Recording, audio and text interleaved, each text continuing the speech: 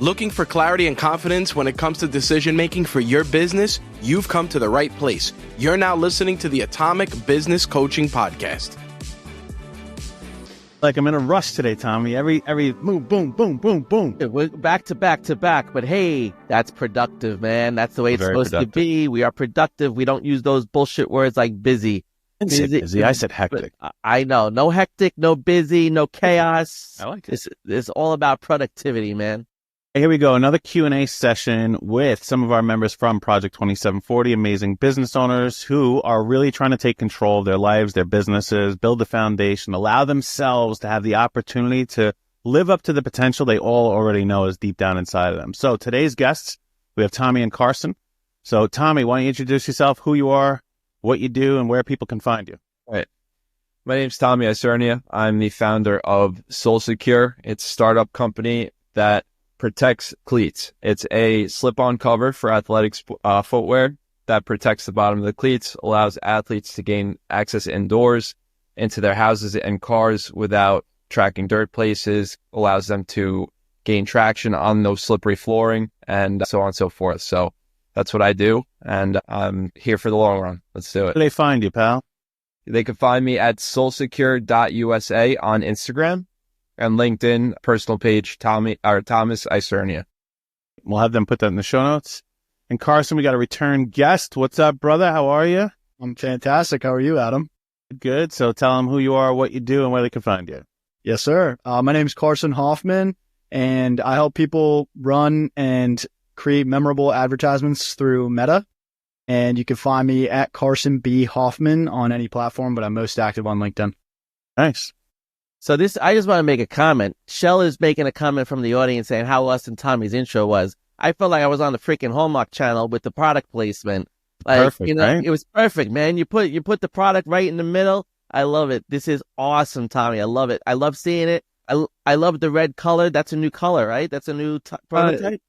Not new, but it's one of the several colors that we have. So to us, we've only seen. I love it. Here. Yeah, me at all times. I like that. Yeah. That's hot, man.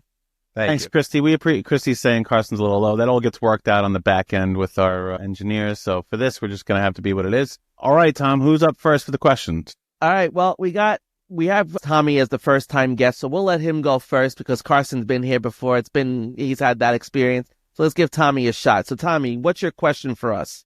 Yeah, sure. So I wrote down a few, but I'll start with one that I'm most focused on right now, being that I'm about to take this product to market.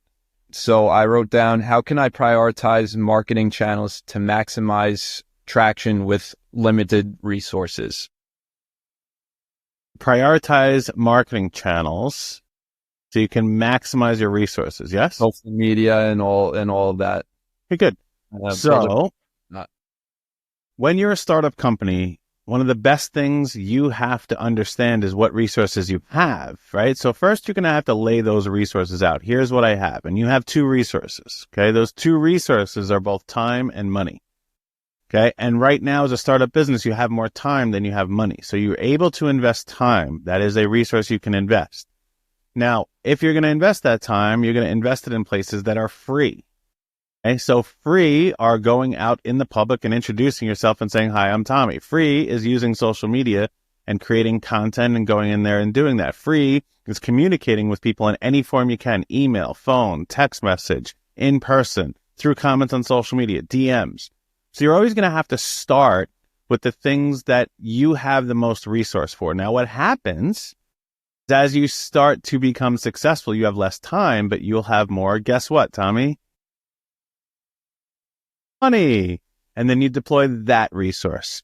And then what happens is you use so much of your money, okay, because you hire staff and employees and everything else. And what are you buying? Time. And then you can go back and use that free resource again. So as you're building a business, you're constantly going to ebb and flow through which resource am I using, my time or my money? And am I using my money to buy other people's times or ads or other things? And am I using my time to go and develop huge relationships with, let's say, Dick's Sporting Goods to put your stuff in?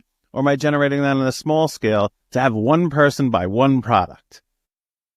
You have to know what you're capable of actually doing so you can go out there and do it.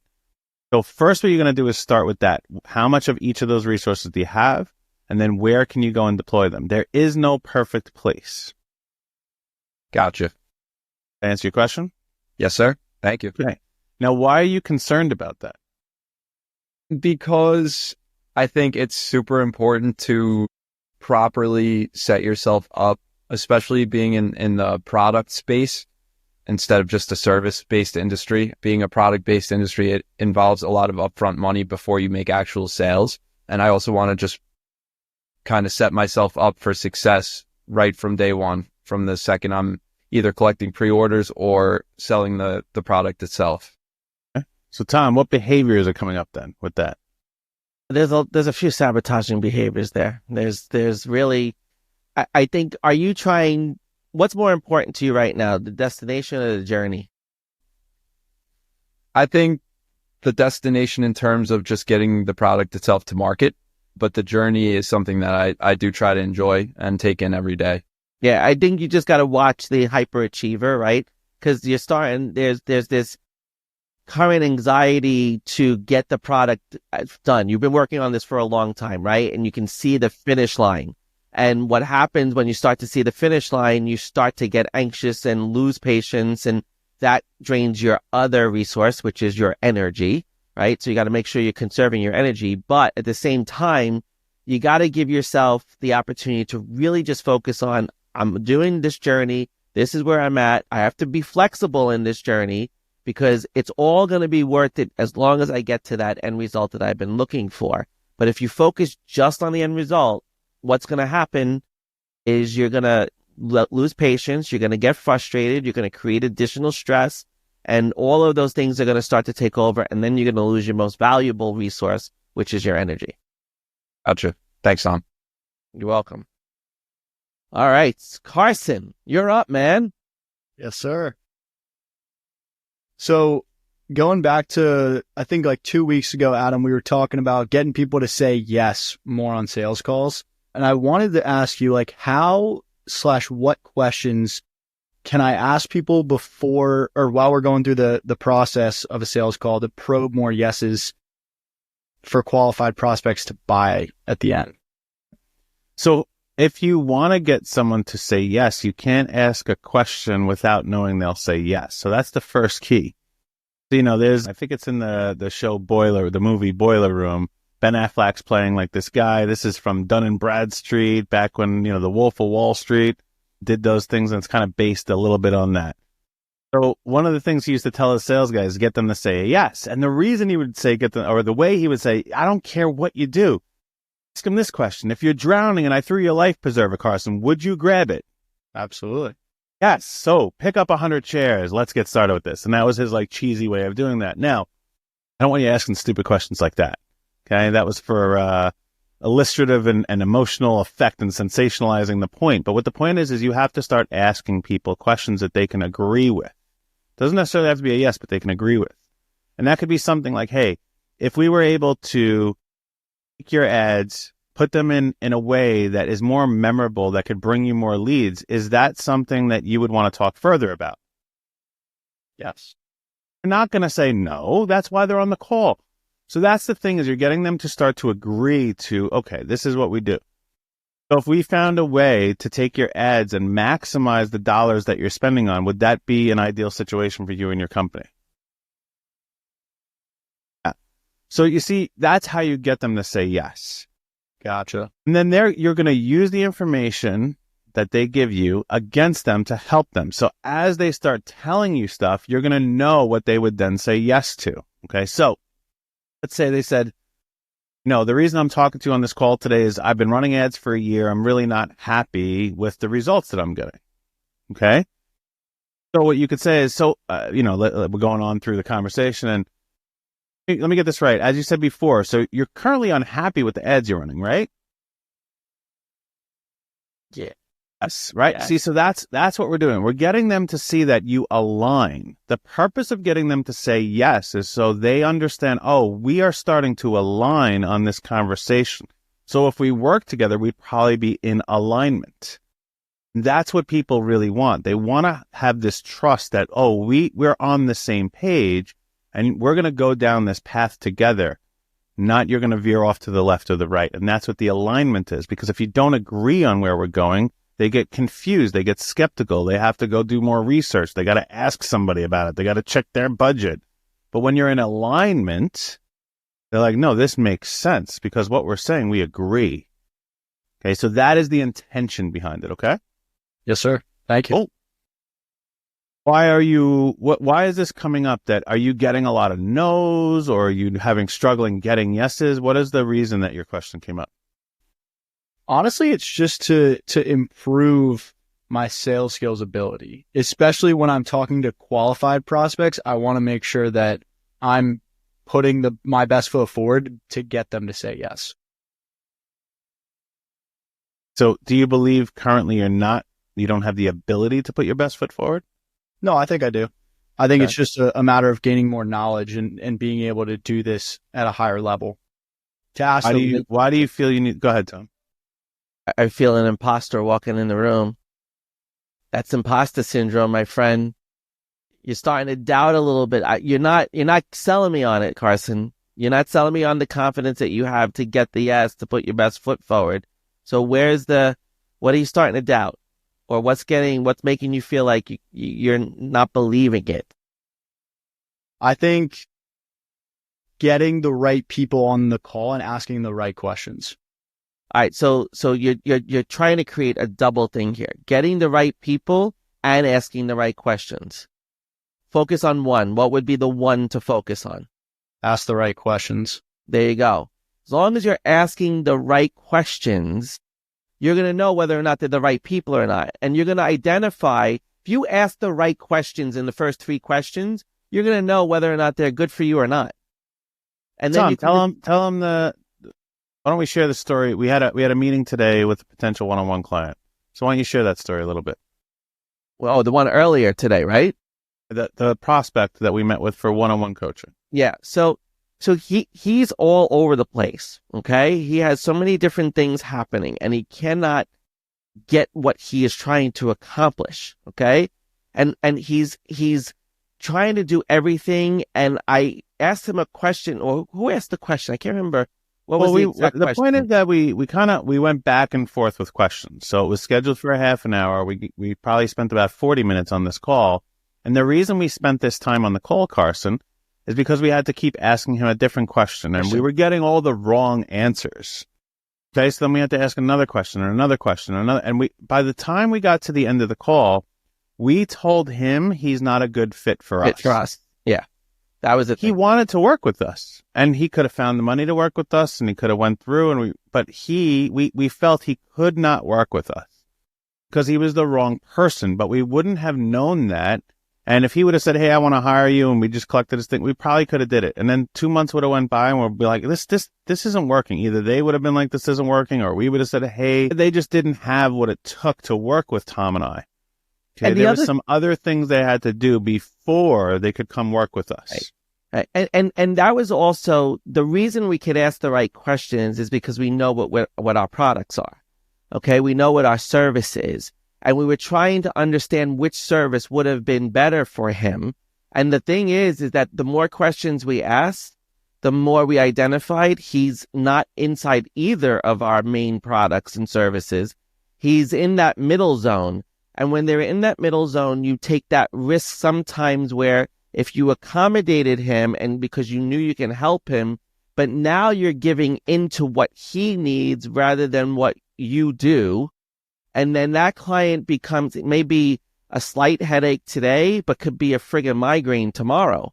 And you have to be able to identify that in the questions that you ask. And that's what we were able to do. I mean, we were on the phone with this guy for a long time, trying to see if any of the questions that we asked were the right answers. And when we didn't find them, we just said, this is not going to be a good fit. And that's really, especially what you do, Carson, as an ads person and creating the right ads. You have to know that you could work with the people you're creating the ads for. You have to know your product good enough to say, you know what? I can work with this person, but let me ask them these questions to see if they answer them correctly. Because there is a quote unquote right answer to your right question. Make sense? Yes, sir. Thank you, guys. Awesome. Tom, where are we taking this next? Are we going to take one from the studio audience? We only have like 2 questions on school, so I had Hunter clarify his question. So let's go to Hunter's question. I think you can put it up on the screen since he put it up in here. You know how to do that? I don't. Do you? Let's see. He has 2 things though. Hold on. Separate. Let's see this one. Let's see if I can show it. All right, there it is. Wow. So I'm working on creating a digital art content course and wanted advice. So what's the one piece of advice you wish you had when starting your Project 27? Mine would be pre-recorded, separate, and the same time as being an artist, just another part of being an artist. All right, okay. So Hunter's asking, he wants to create a course. What do you want to teach people in that course, Hunter? But he's asking what would be, here, let me see if I can I put this back on there? But he's asking, here we go, put it back up here. What's the one piece of advice you wish you had when starting your Project 2740? Okay, so Hunter, the one piece of advice I gave to myself, I didn't have to wish because I was my own coach, was that if I'm going to do this, number one, I'm going to do this. Okay, this is what I'm going to do. And I know exactly who I'm going to do it with.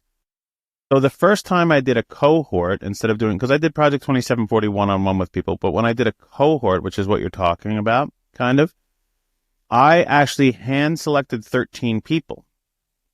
I called each one of them individually and said, this is what I'm doing. So I knew exactly what I wanted to do. And that's the best piece of advice I can give you is, do you know exactly what you want to do? And can you find the people that you think belong there, not are willing to be there, that belong there? Now, I'm going to sidebar. If you're listening to this, my friend, I saw you try to qualify this. Separate and the same time as being an artist, just another part of being an artist. No, this is not being an artist. Okay, this is being an instructor. Digital art content course is being an educator, a course creator, a teacher, a coach. That is not being an artist. What you are doing is educating, teaching on art. They are 2 different things, my friend. So what you're going to have to really do is understand, are you looking for an additional revenue stream or are you trying to be an artist? Okay, so that, I know you're not here live, is something you're going to have to think about. Yeah, and Hunter, I'm going to jump in and say, we just worked with one of our clients and we were teaching them how to really understand intention and how to put intention into the decisions that you make. And I'm going to give you 4 questions that I want you to ask yourself before you decide to do this. Number 1, why are you doing this? Okay. What is the reason that you have to do this course creation, etc.? 2, how does it align with what you're trying to do? Okay. How does it align with your vision? Okay. What's the outcome that you expect from it? So if you don't know what you expect out of it and you're not sure it aligns with your vision and you're not sure why you're doing it, then maybe you shouldn't do it. And the other thing is if you understand why you're doing it, what outcome you expect, and then exactly that it does align with your vision, you have to ask yourself, if this doesn't work the way I expect it, how will I change my course of action? What will be the resolution or the solution to that problem? And you have to ask yourself those 4 questions to put some intention behind the decision that you're making. All right, we have another question from Shell. These questions are long, so I'm gonna try to put this show on the stream for 20 seconds, but I don't even know if it shows the whole thing. It doesn't show the whole thing, does it? All right, I'm gonna read it. Seeing the news today that audio events are pivoting a bit on LinkedIn, and knowing that this is where I'm reading 2 things. Knowing that this has been my main where for prospecting so far, do you think it's possible to double down on live events, or should I focus on my LinkedIn prospecting attention on my other wares? Okay, so in the future, anybody who writes a question here, if you're not live, I can't ask you more things about it. So let's be concise about them. But here's what I think you're asking me, okay? And I hope I get this right, Shell. It sounds like, okay, you prospect in live events, okay, because you help people with engaging on LinkedIn. What happens is now these live events have been, from my understanding, merged with audio events, and you have these 2 different things, okay? Here's anytime you're going to pivot, okay, and you're going to do something different than what you're doing, you have to find extra time for that. And here's why you have to find extra time. If you go away from the thing that's working, okay, you don't know if the new thing will work. What happens is if you're now going to give 80% to the main thing and 20% to this other thing, or 50-50, well, until that second thing works, you may be cannibalizing your own business. You may be losing revenue. So if you have extra time to do this new thing, then absolutely. When Tom and I created this business, we both had other full revenue streams, and we created this as extra time. As this went on, we added things with extra time. And as they started to fulfill revenue-wise what we needed, Tom was able to retire. I was able to minimize how much I'm spending time in my business and hire people to do that. And now I'm even selling my businesses. But this was a 4-year thing that we had to go through. It wasn't just like, hey, I'm going to pivot and do all this today. So the answer to your question is, actually, my question to your question is, do you have extra time? All right, Tom, we got 6 more minutes. You have another one? We have another question. This came in from Oforma. I just put it in the chat so we could pull it on the screen. It'll come up as me probably. Yeah. But this is from Oforma. How do you follow up when you send a DM to someone you consider your ideal client prospect after casually introducing yourself, and what do you do but they don't respond? Okay. So first of all, depends what you're sending them, okay? And we've talked about this a lot of ways in Power Hours. You could simply just send them who you are and what you do, okay? If you just send them who you are and what you do, I'm Adam, I'm a business coach. If I just send that to somebody and they don't respond, they're not going to respond, okay? But most people are going to be like, why the hell are you telling me this? Okay, they're going to be like, very good for you. I'm super interested. That's great. I'm not interested. Or they're going to be like, okay, that's cool. I do this. Because typically when you're that weird of just saying who you are and what you do, there's going to be a response. And then you take it from there. Okay. Now, if there's absolutely nothing whatsoever, or if you're going overboard and really, if you're really going to give them a detailed message, then in that detailed message, you have to give them a reason to speak with you. If you're not giving them a reason to speak with you, they're not going to speak. And I'm going to give you an example. Okay. I'm going to pull something up. I'm not going to share it on the screen because there's probably too much data in here and names and everything else. I had a gentleman today. I won't mention his name. He DM'd me. I'm just pulling this up and filibustering a little bit. So he DM'd me and he wanted to connect with me. And I'm going to read out what he wrote here. Let's see, where is he? Here he is. His name's James. I won't give his last name. And he said, "Hi, Adam. I see you're a founder of a coaching company. I'd love to connect." What that means to me? I want to sell you my shit. Exactly. Yeah. He didn't give me a reason to talk to him. So I responded, kind of random, no? And he responded, perhaps a little. Also, it's slightly awkward feeling for me when I'm trying to network online, a little like when I wave back enthusiastically at someone who only to realize they were waving at a person behind you. He said, haha, that's actually funny and relatable. Okay? He gave me a reason to engage. Yep. Gave me a little something quirky. And then I said, so what I mean is you don't seem like the kind of guy that just wants to randomly connect or randomly wave at someone across the street. There must be some reason you actually want to connect. So let's go back to the start. Gave him an opportunity to give me a reason. He said, I'm trying to network. In my 20 years of being in marketing, the biggest asset in any business person can have, in my opinion, is a strong network. Now that can lead to connection. And he went on and on and on and on and on.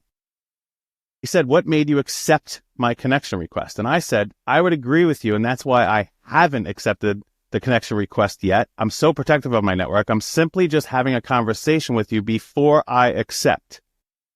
Typically, the way I determine if I should let someone into my network or if I should become a part of their network is if there's any reason to do so, or it's just another person I'm going to steal their time or they're going to steal mine. What I'm telling you to do, Oforma, I practice. Okay, I don't tell any of you to do anything that I wouldn't do myself. This gentleman didn't give me any reason to talk to him, and I gave him 4 chances. And where did we end this off at? Connected with him, and I said, nice, pal, because he gave me some really good reasons then. He told me what he did and da-da-da, and why he would want to talk to me, and I'm like, okay. And I said, nice, pal. Well, you seem like an interesting enough character, so I've connected. Let's see where this goes. Yeah. It's, it's the uniqueness of the responses sometimes. It's all that stuff that you experience. But I want to point out something that Kristie mentioned in the chat that I think is also very important. You have to be very intentional to who you're DMing.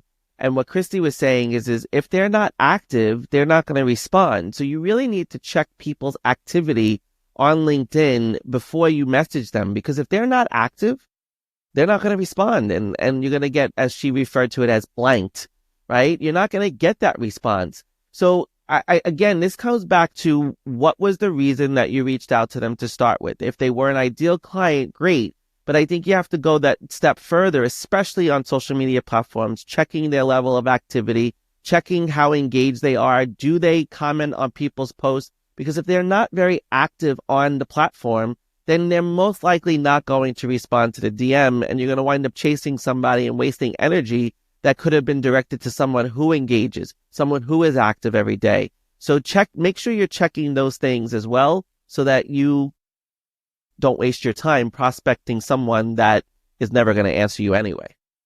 Tom, now I'm going to give you one more thing, Oforma, is you're talking about your ICP. Okay. You have not yet gotten to month 2 of Project 2740. When you do, I am going to show you that your ICP is only the beginning. Now I'm going to tell each and every one of you this. We have our ICP. So Carson, what's an ICP? Explain to everybody. Unmute. You're on mute. Ideal client persona. What does that really mean? It means somebody that you would like to buy from you. Great. Thank you. And I knew you'd know this because of the industry you're in. Okay. So this is like, they have a name, they have a demographic, they have an age, they have their pain points. That's what an ICP is. Okay. That's great. It's a model of who you work with. That model comes from your target market. So you have a target market, this model of who you work with. Inside of your target market, you're looking for that model. Then what you'll learn in month 2 and what everybody in Project 2740 learns is how to prospect now. What we do is we're looking at each and every one of those to see if they qualify or disqualify to become a prospect that we're going to engage with. So what you may be doing, and I'm not sure of this yet, Oforma, but what you may be doing is engaging with people that are disqualified already. And one of the key things, if you're going to engage on LinkedIn, is activity.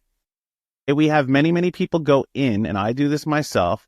When I identify someone, I'm like, I think this is a prospect. The first thing that I'm really going through and doing is looking at when's the last time they commented, posted, created a video. I'm looking at all these things. For us at Project 2740, I want to see if they're really committed to their business or they're just interested in it. And if someone posts 4 months ago, they're just interested in it. Okay? So you're going to have to understand that as well. All right, Tom, we got to wrap up here and move into the next session. So for those of you who don't know, we have a whole nother private half an hour that we do in Q&A with our Project 2740 members. So feel free to check us out at Atomic Business Coaching. And inside of there, you can find Project 2740 or just go to atomicbusinesscoaching.com/Project 2740. Thanks, gentlemen. Tommy, Carson, appreciate you guys being on here.